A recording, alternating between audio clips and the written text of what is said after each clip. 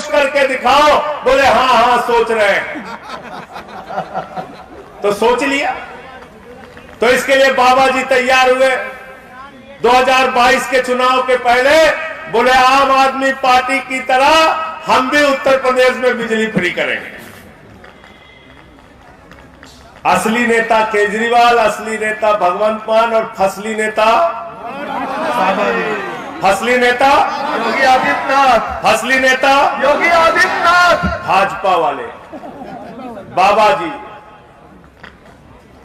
पहले तो बात करते थे जाति धर्म की, इस बार सोचे आम आदमी पार्टी वाले फ्री बिजली की बात कर रहे हैं। तो भाजपा के घोषणा पत्र को एक एक कार्यकर्ता पढ़ लेना भाई, एक एक कार्यकर्ता बीजेपी का घोषणा पत्र पढ़ लेना। पहले नंबर पर घोषणा पत्र में बाबा जी ने लिखा उत्तर प्रदेश के किसानों को फ्री बिजली दी जाएगी। लिखा कि नहीं लिखा? महेश त्यागी आए किसान प्रकोष्ठ के हमारे प्रदेश के अध्यक्ष, भाई बताओ लिखा कि नहीं किसानों को बिजली फ्री? लिखा ना? लिखा फ्री बिजली देंगे। 1 महीना बीता, 2 महीना बीता, 3 महीना बीता, सब इंतजार कर रहे थे बाबा जी बिजली फ्री करेंगे, बिजली फ्री करेंगे। 5-6 महीने के बाद विपक्ष वालों ने विधानसभा में पूछा बाबा जी बताओ बिजली फ्री कब करोगे? अरे बोले हम तो उस समय गजनी फिल्म के आमिर खान हो गए थे।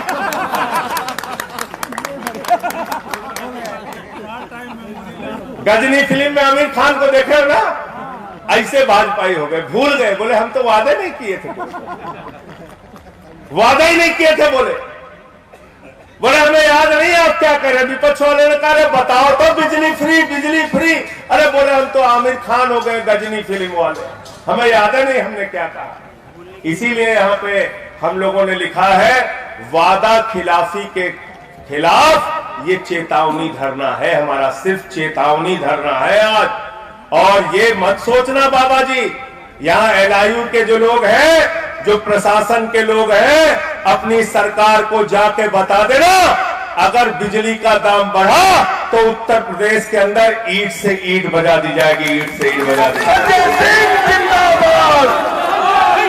कोशिश मत करना दलाली खाते बिजली बढ़ाने की, कोशिश मत करना भ्रष्टाचार करके बिजली बढ़ाने की।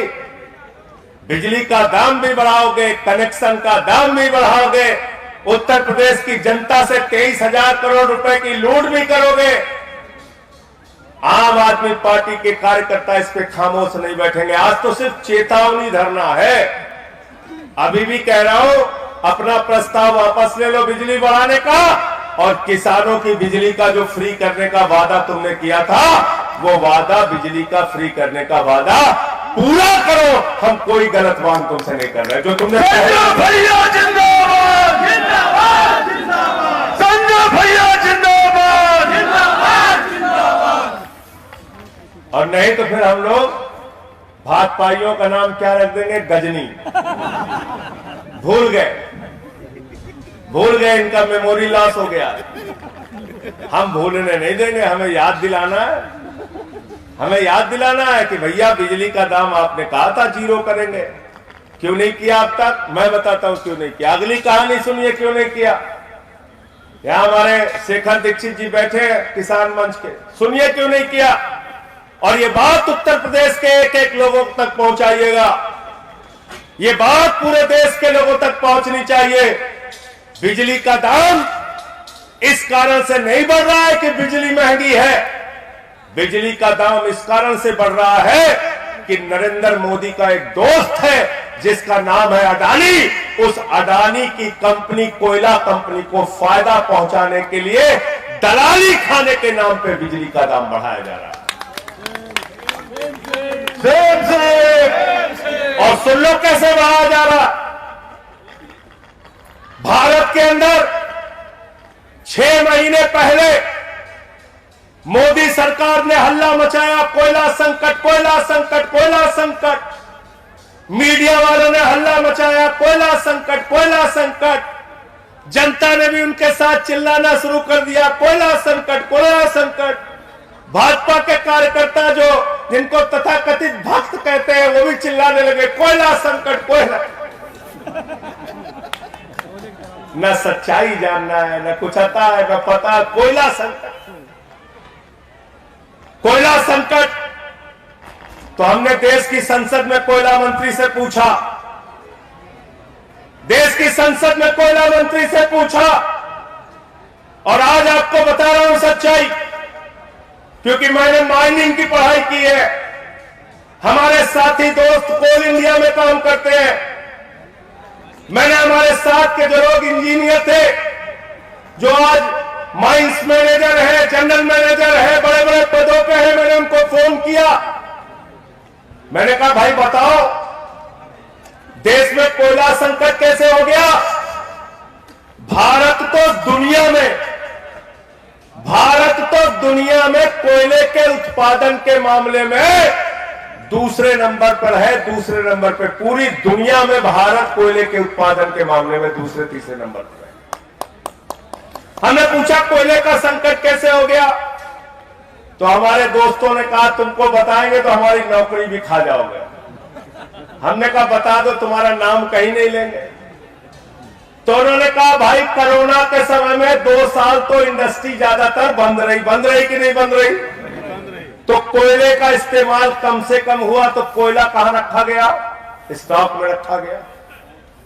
तो कोयला का जो प्रोडक्शन हुआ, कोयले का प्रोडक्शन बंद नहीं हुआ, कोयले का उत्पादन बंद नहीं हुआ, लेकिन इंडस्ट्री कोरोना के समय में बंद थी, तो इसलिए कोयले का जो उत्पादन हुआ वो कोयला स्टॉक करके रखा गया, नंबर 1। उसके बाद मैंने कहा चलो वो तो पुरानी बात हो गई, अब का बताओ कोयला संकट, कोयला संकट। अरे बोले भैया हमको इंसेंटिव मिला है मोबाइल। कोयले का उत्पादन बढ़ाने के लिए कोयला विभाग में काम करने वाले कर्मचारियों को मोबाइल पुरस्कार में दिया गया, यानी कि कोयले का उत्पादन 30% हिंदुस्तान में बढ़ा है। कितना बढ़ा है? 30% बढ़ा है। आम आदमी पार्टी के कार्यकर्ता तर्क से बात करते हैं, इसलिए एक एक चीज को ध्यान से सुनना। 30% कोयले का उत्पादन बढ़ा। उत्तर प्रदेश को, बिहार को, पंजाब को, राजस्थान को, मध्य प्रदेश को, जिस भी राज्य को अगर बिजली का उत्पादन करना है तो कोयला भारत की कोल इंडिया कंपनी देती है। अब भारत की कोल इंडिया कंपनी जो देती है कोयला, वो कोयला देती है 3000 रुपए टन, 2500 रुपए टन, 2000 रुपए टन। लेकिन मोदी जी ने कहा हमारा एक दोस्त है जिसका नाम है अडानी, जिसकी कोयले की खदान है ऑस्ट्रेलिया में, पूरी दुनिया में। उसका क्या होगा? देश के करोड़ों लोगों की बिजली महंगी हो जाए। देश के करोड़ों लोगों के घरों में बिजली न जले। बिजली के कनेक्शन का दाम महंगा हो जाए तो हो जाए, लेकिन नरेंद्र मोदी का दोस्त, भारतीय जनता पार्टी का दोस्त, योगी आदित्यनाथ का दोस्त, उस अडानी को कोयले की कंपनी से फायदा पहुंचाने के लिए भारत की सरकार ने क्या आदेश किया कि भले ही आपके देश में कितना भी कोयला हो, 10% कोयला तो आपको विदेश से मंगाना पड़ेगा। 10% कोयला, सुनो ध्यान से सुनो एक एक बात, 10% कोयला आपको विदेश से मंगाना पड़ेगा। हमारे भगवंत मान जी ने कहा भैया विदेश से जो कोयला आएगा वो कितने का मिलेगा? बोले टेंडर करो। टेंडर किया तेलंगाना की सरकार ने, मालूम है 40,000 रुपए टन, 40,000 रुपए टन। जो कोयला भारत की राज्य सरकारों को भारत के कोल इंडिया से अपने कोयले के उत्पादन से 2000 रुपए टन मिलता है, वो कोयला अडानी के साथ दलाली खाके भारतीय जनता पार्टी की सरकार, नरेंद्र मोदी जी की सरकार, योगी आदित्यनाथ जी की सरकार 40,000 रुपए टन और 25,000 30,000 रुपए टन में खरीद रही है। इसके कारण से आपको बिजली बढ़ी। इसके कारण से आपकी बिजली का दाम बढ़ा है। अब समझ में आया बिजली का दाम क्यों बढ़ रहा? किसको किसको समझ में आया बता दो। आ गया ना? एक अडानी को फायदा पहुंचाने के लिए ये बिजली का दाम बढ़ाया गया है। तो आज आप लोग लखनऊ में आए हैं, आप सबका स्वागत है। लेकिन याद रखना, अगर ये चेतावनी धरने के बाद भी नहीं मानते तो उत्तर प्रदेश के हर जिले के अंदर ऐसे ही आंदोलन करके प्रशासन को ज्ञापन देना है, मांग पत्र देना है और कहना है महंगा कोयला खरीदना बंद करो, बिजली का दाम बढ़ाना बंद करो और फ्री बिजली का वादा पूरा करो। ये 3 पॉइंट पे हम लोगों को अपनी लड़ाई लड़नी है। हाथ उठा के बताइए इसके सारे लोग इसके समर्थन में है ना? पीछे तक हाथ उठा के, मंच वाले भी। बस नहीं चलेगी, दादागिरी नहीं चलेगी। तो ये आपको लड़ाई को आगे लेके जाना है। आज एक सरकार आम आदमी पार्टी की सरकार है, अरविंद केजरीवाल की सरकार है, जो बिजली फ्री देती है, पानी फ्री देती है, शिक्षा फ्री देती है, इलाज फ्री देती है, बुजुर्गों को फ्री तीर्थ की यात्रा कराती है, माताओं बहनों के लिए बस की यात्रा फ्री करती है, बुजुर्गों का पेंशन 2 गुना, दिव्यांगों का पेंशन 2 गुना, विधवाओं का पेंशन 2 गुना, सारी सुविधाएं देती है। और सारी सुविधाएं देने के बाद 7-8 वर्षों से लगातार मुनाफे का बजट दे रही है, मुनाफे का बजट।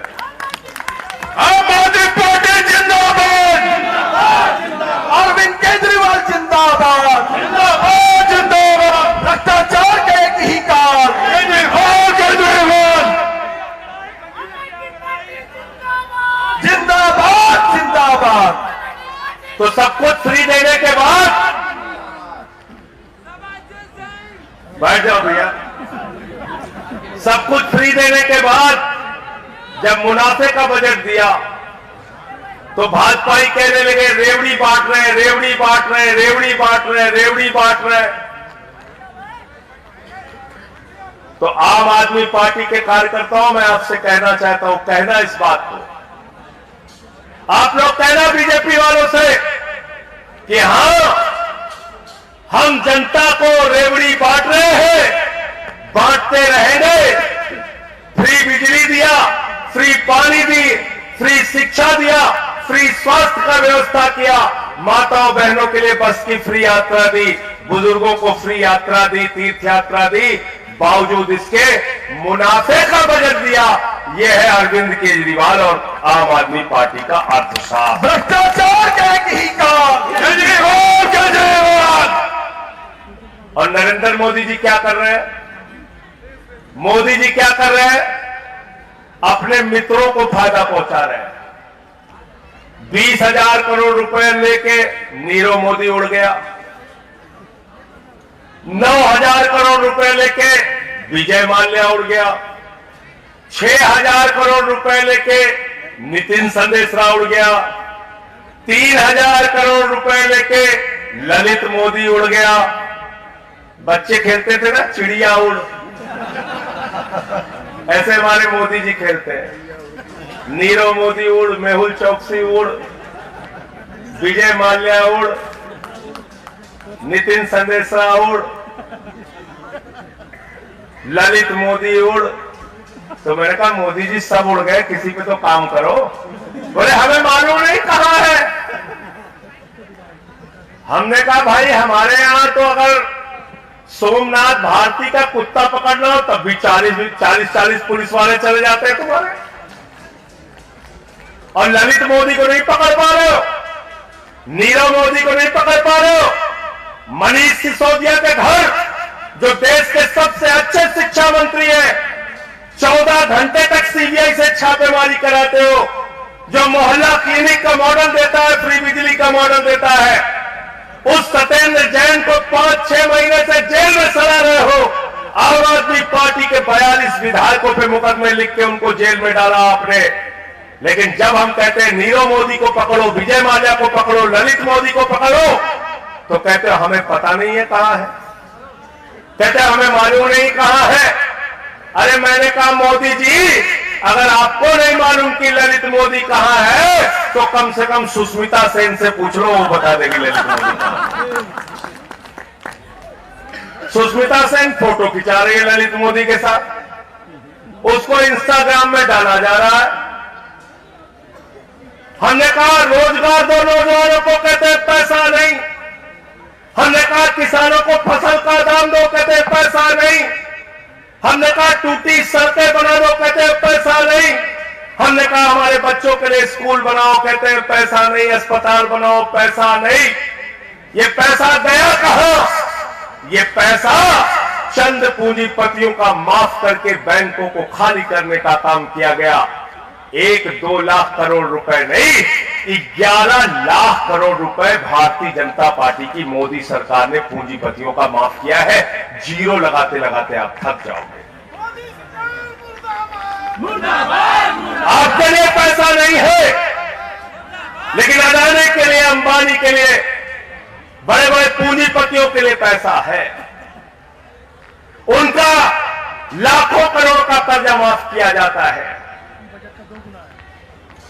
उत्तर प्रदेश, पूरे उत्तर प्रदेश का जो बजट है 6 लाख करोड़ का, उसका लगभग 2 गुना पैसा चंद पूंजीपतियों का माफ कर दिया। 2 साल के बजट का पूरा पैसा माफ कर दिया। सेम।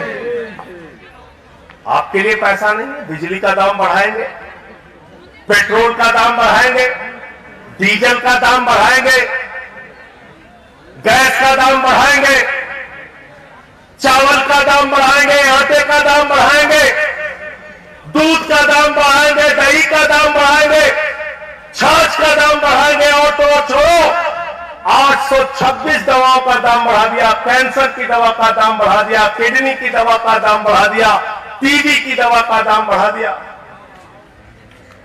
सारा कुछ महंगाई कर रहे हैं। और जब खजाने खाली हो गए बैंकों के, जहां आपका पैसा जमा था, तो कहते हैं हम रेल बेचेंगे, हम शेयर बेचेंगे, हम कोल इंडिया बेचेंगे, हम बीपीसीएल बेचेंगे, हम स्टेडियम बेचेंगे, हम एलआईसी बेचेंगे, हम बैंक बेचेंगे, हम बिजली बेचेंगे, हम पानी बेचेंगे। पूरा हिंदुस्तान बेचने का काम भारतीय जनता पार्टी की मोदी सरकार कर रही है। सेम 6.5 लाख करोड़ की भारत की संपत्ति बेच रहे हैं लोग, 6.5 लाख करोड़ की।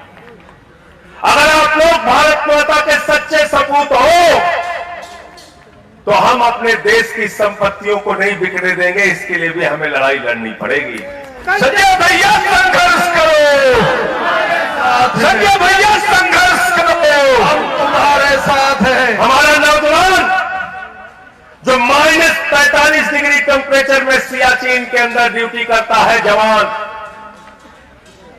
+50 डिग्री टेम्परेचर में जैसलमेर में ड्यूटी करता है, वो सेना का जवान, उसके लिए सरकार कहती है पैसा नहीं है। भारत माता की रक्षा के लिए मोदी सरकार कहती है पैसा नहीं है। हमारी सीमा की सुरक्षा के लिए मोदी सरकार कहती है पैसा नहीं है। कहते हैं 17 साल में जवान बन जाओ, 21 साल में पूर्व जवान बन जाओ। क्या लेके आए? नाम बड़ा तगड़ा देते हैं फिल्मी स्टाइल में, अग्निवीर। 4 साल की नौकरी, अग्निवीर। इसलिए ये तमाम ऐसे मुद्दे हैं जिसके ऊपर हमें काम करने की जरूरत है, जिस पर हमको जागना होगा। आपको पता नहीं मालूम है कि नहीं मालूम है, 2014 तक भारत के ऊपर कर्जा था 55 लाख करोड़ रुपए। कितना कर्जा था? 55 लाख करोड़। कितना कर्जा था? 55 लाख करोड़। भारत के 14 प्रधानमंत्रियों ने कितना कर्जा लिया? 55 लाख करोड़ रुपए का। 2014 तक, जब तक हमारे विश्व गुरु नहीं आए थे,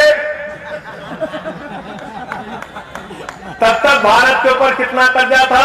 55 लाख करोड़।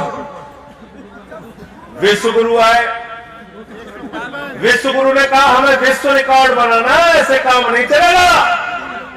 लोगों ने कहा भैया क्या करना चाहते? बोले हमें कर्जा लेना है। बोले ना, लोग कंगाल हो जाएंगे। बोले नहीं लेना है। सारे रिकॉर्ड तोड़ दिए। अकेले 156 लाख करोड़ रुपए कर्जा कर दिया विश्व गुरु ने। 100 लाख करोड़ रुपए का कर्जा अकेले नरेंद्र मोदी जी ने बढ़ाया। ये विकास किया देश। Same same same same. तो मैंने कहा बात पत्रकारों से, मैंने कहा भाई 18 घंटे मेहनत करके अगर वो 100 लाख करोड़ रुपए का कर्जा नहीं लेंगे तो क्या करेंगे? बढ़ा तो रहे देश को, भले ही कर्जा बढ़ा रहे। तो आपके मुद्दों पे चर्चा ना होने पाए, बिजली पे चर्चा ना हो, पानी पे चर्चा ना हो, शिक्षा पे चर्चा ना हो, किसान के फसल के दाम पे चर्चा ना हो, बेरोजगारी पे चर्चा ना हो, महंगाई पे चर्चा ना हो, इसलिए नकली मुद्दों का प्रचार करते रहते हैं। 1 महीने चलेगा बेशर्म रंग गाना पे चलो, जुट जाओ सब लोग, उस पर झगड़ा करो, फिर कोई और धर्म का मुद्दा, फिर कोई और जाति का मुद्दा। इससे बाहर निकलिए आप सब लोग और जनता को बाहर निकालिए, सड़क पे लाइए, उनके मुद्दों पे हम लोग लड़ाई लड़ने का काम करेंगे। संजय भैया जिंदाबाद, संजय भैया संघर्ष करो, संजय भैया संघर्ष करो।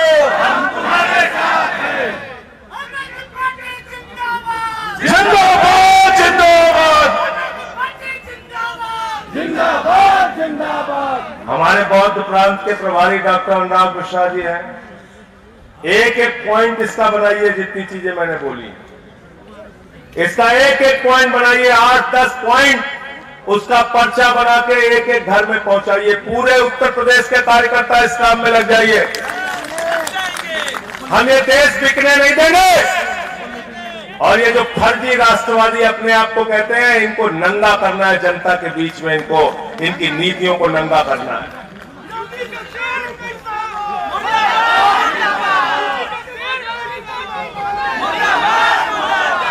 इनकी नीतियों को नंगा करने का काम करना है।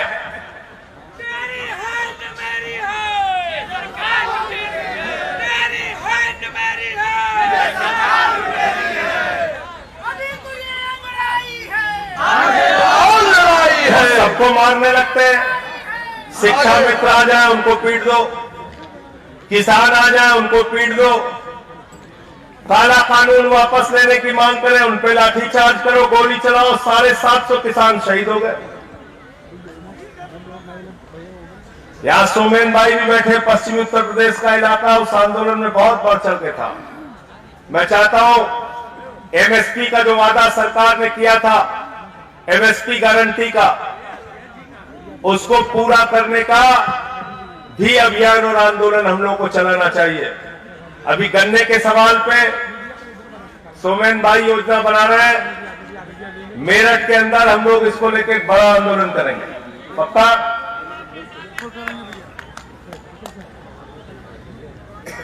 अभी कोई जाएगा नहीं यहां से। हम सारे लोग जब ज्ञापन दे देंगे प्रशासन को, उसके बाद सभा विसर्जित होगी। मुझे अपनी बात कहनी थी, थोड़ा विस्तार से कहनी थी, इसलिए पहले मैं बोल गया, लेकिन हमारे बाकी साथियों के भी विचार महत्वपूर्ण हैं, वो भी अपनी बात यहां पे रखेंगे। आप लोग धैर्य से यहां पर बैठिएगा। साथी राकेश तिवारी जी, जिंदाबाद जिंदाबाद, संजय भैया जिंदाबाद, संजय भैया जिंदाबाद। हमारे बीच में राष्ट्रीय कार्यकारिणी के सदस्य डॉक्टर अल्ताफ साहब भी बैठे हैं। कई लोगों का नाम छूट गया हो तो मैं माफी चाहता हूं।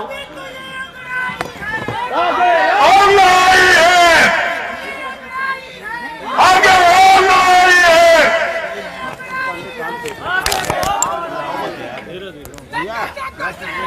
तो मैं चाहूंगा कि सभा का संचालन का कार्यक्रम आगे बढ़े, लेकिन इसके पहले हमारी जो पहचान है वो गीत जरूर गाना है हम लोग को। तैयार है सब लोग?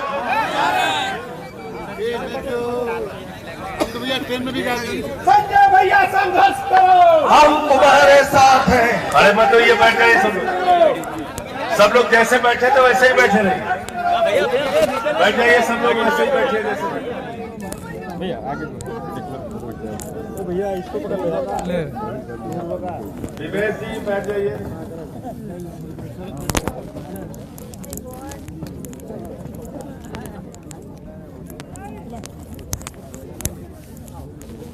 गाना सब लोग साथ में गाएंगे। भारत माता की जय, भारत माता की जय, इंकलाब जिंदाबाद, इंकलाब जिंदाबाद, इंकलाब जिंदाबाद, आम आदमी जिंदाबाद, जिंदाबाद, जिंदाबाद। पंकज यादव जी भी दिख रहे हैं। ये पता नहीं किसका। आज लाठी नहीं चलनी है।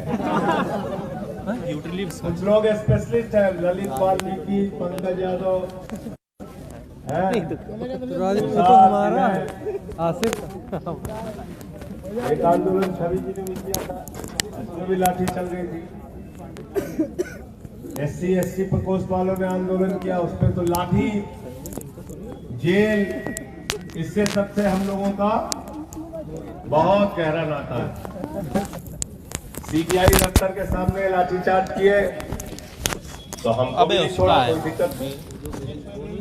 ये जो लाठी चलाओ जितनी हिम्मत है। आम आदमी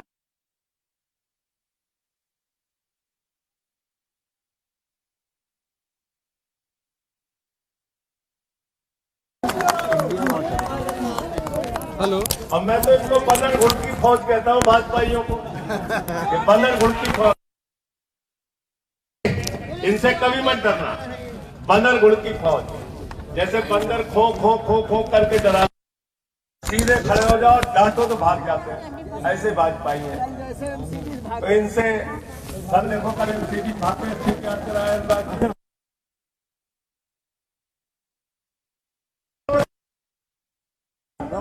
फिर भी जैसे क्रिकेट के खेल में बच्चे हार जाते रोने लगते हैं, ऐसे रो रहे हैं। कोई बात नहीं, रुके न जो, रुके न जो, रुके न जो, रुके न जो, हमको इनकलाब है।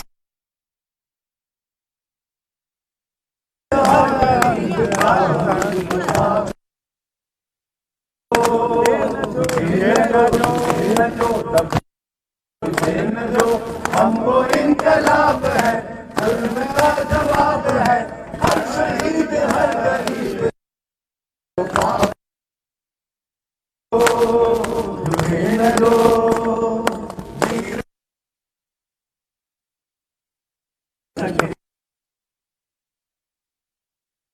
जग में जी सके। आदमी का खून कोई न पी सके, आदमी न पी सके। मालिको मालिको दूर के नौकरों दूर के, फर्ज को मिटाएंगे, समान का बुलाएंगे। रुके न जो, रुके न जो, हम वो इनकलाब है, हर शहीद हर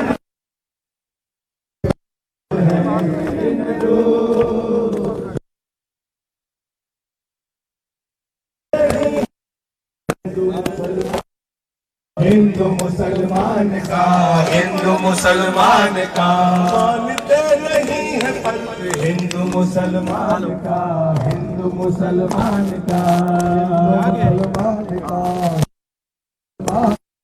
जानते हैं रिश्ता इंसान का, इंसान से इंसान का, से इंसान का। जाति के फर्क को मिटाएंगे, समानता को लाएंगे।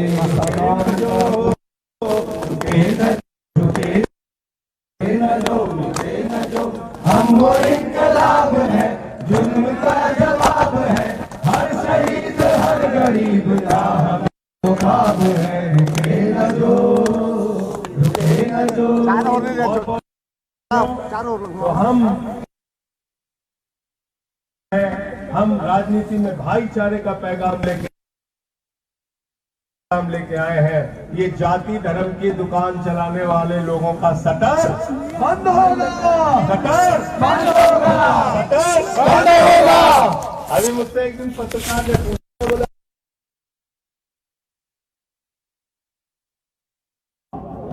तो मैंने कहा हाँ, मैंने सुना। अरे तुमसे क्या मतलब है भाई, तुमसे क्या मतलब? तुम गृह मंत्री हो, देश के सर्वोच्च न्यायालय ने आदेश दिया राम मंदिर बन रहा है, राम मंदिर के मुख्य पुजारी महोदय वो बताएंगे मंदिर की तारीख। तुमसे नहीं सुनना, क्योंकि तुमको भाजपाइयों मंदिर के नाम पे रोटी सेकना है और मंदिर के नाम पे चंदा चोरी करना है। चंदा चोरी नहीं चलेगी, नहीं चलेगी, नहीं चलेगी। ये दलाली बंद करो, बंद करो, बंद करो। तो मंदिर के नाम बिजली के नाम पे चोरी, पानी के नाम पे चोरी, सड़क के नाम पे चोरी है,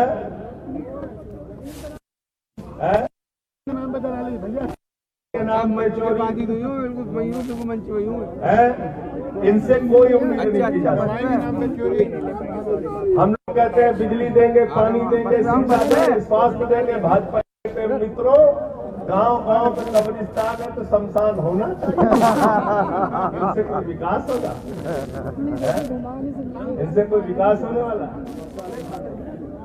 तो अब आगे का कार्यक्रम चलेगा। मैं यहाँ पे बैठा हूँ, आप सारे लोग भी शांति से बैठिए। बीच बीच में हम लोग नारे भी लगाएंगे, ज्ञापन दे देंगे, तब जाएंगे। भारत माता